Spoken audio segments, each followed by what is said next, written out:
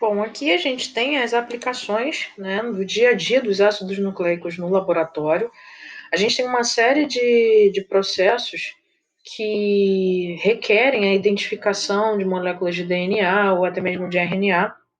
A gente está vivendo um desses agora, que, que é a pandemia de coronavírus, né, que está recorrendo à técnica molecular para o diagnóstico, é uma das formas, né, do diagnóstico desse vírus, mas a gente tem outras que são utilizadas no dia a dia do laboratório.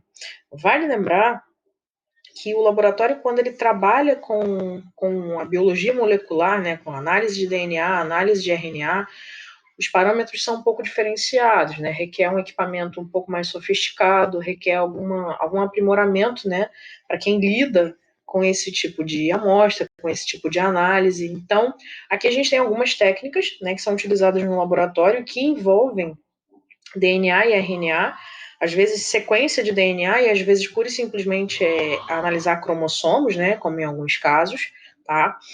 A técnica de eletroforese, né, é uma das técnicas que pode ser utilizada para outros tipos de moléculas, como proteínas, mas no caso do DNA, né, ela é utilizada para teste de paternidade, né, ela separa o DNA por padrões de bandas, né, e esses padrões de bandas é que são utilizados na comparação para detecção de paternidade.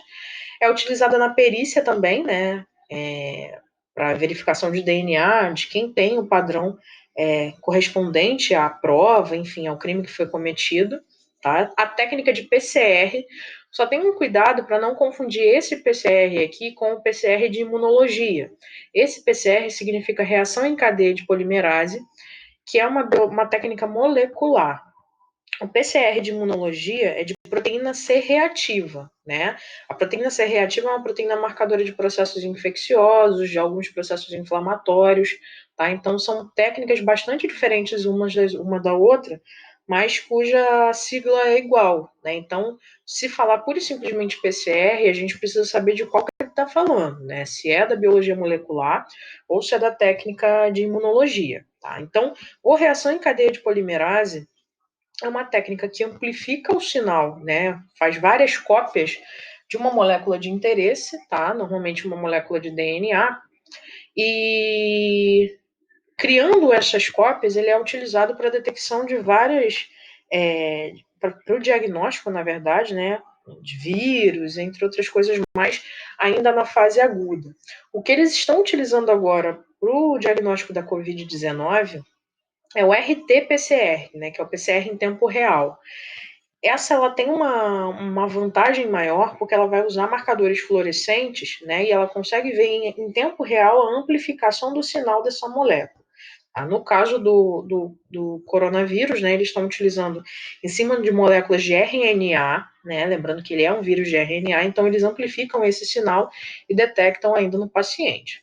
Ainda falando sobre análise de DNA, né, como que os ácidos nucleicos estão envolvidos aí no laboratório, a gente pode diagnosticar através de cromossomos, aqui não é mais a sequência do DNA, mas através de cromossomos, fazendo o cariótipo. O cariótipo ele consiste em avaliar esses cromossomos e fazer a contagem, né?